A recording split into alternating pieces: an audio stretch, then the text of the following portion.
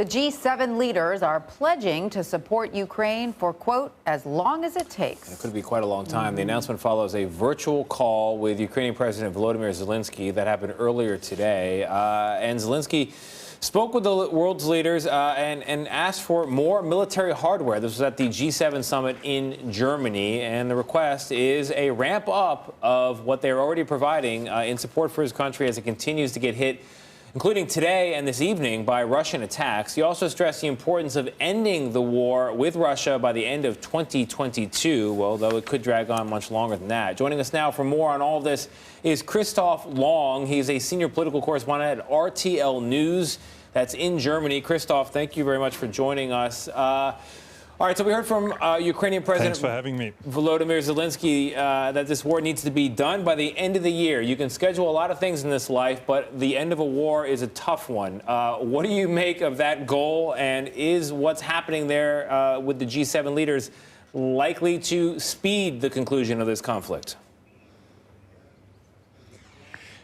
It is pretty confusing, that remark. The war is supposed to end by the end of the year. It might be very well a pledge from Zelenskyy to the Western countries to help him as much as possible, so he might be able to finish that war by the end of the year. But to me, this seems pretty impossible. Recently, he said, we want to liberate every Ukrainian city, which is now held by the Russians, which is pretty much impossible, and during the next couple of months he cannot do that. So maybe it's just a pledge, just help us as much as possible so we can advance as long as we can. What's true is a war in the winter in that area is pretty tough. Oh yeah, tough indeed. And Christof, we are learning that the U.S. is pledging to send a surface-to-air missile defense system to Kyiv.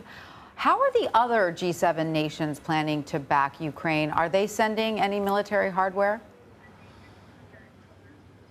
Yes, they will. It's a fact that the Americans have been pretty straightforward with helping, and the first, and they help by far the most. On the top wish list of the Ukrainians, there are multi-rocket launcher systems like HIMARS.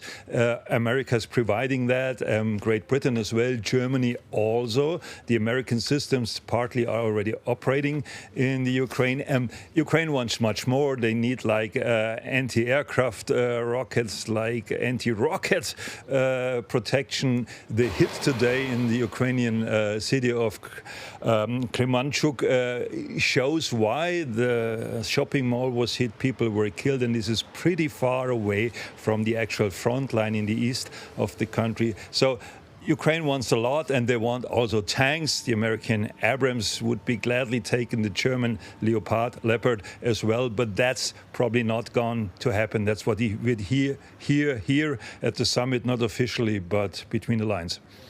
Moscow may be facing new sanctions. The U.S. and these other G7, these other rich countries gathering there in Germany are talking about potential new sanctions. What do we know about what they may be and when they could take effect?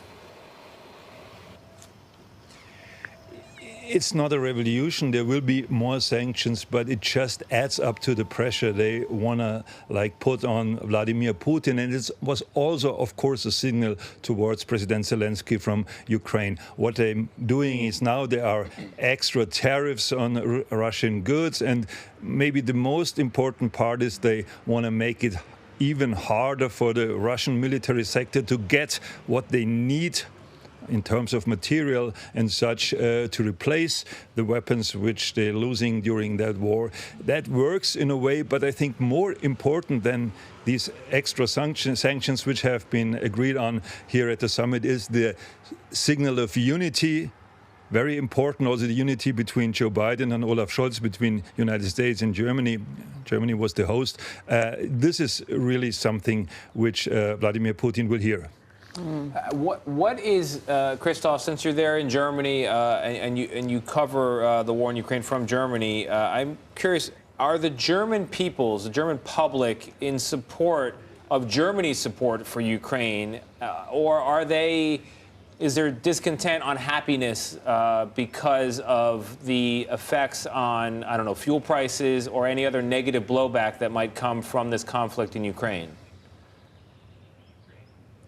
Not easy to answer. There are, of course, people which are afraid if Germany provides too much weapons, if the NATO countries are providing too much weapons, that the NATO might be drawn into an armed conflict with Russia, and this is the first step to a nuclear war. Nobody wants that. On the other hand, there are enough people here which are kind of embarrassed by our government because it took a long time until they really started to provide something. They do now, but there was a certain hard-to-understand reluctance to do exactly that. And I've been reporting so far since the war started 3 times from the Ukraine. Speaking to the people in the streets of Kiev and so, you get a whole different perspective. This is a very brave country, and these people are really fighting for their future. Of course, they see it in their perspective, which is pretty obvious, but what's right, what's wrong, it's not really hard to find out. Yeah. That's right. All right. Well, Christof Lang there in Germany, thank you so much for joining us. We appreciate it.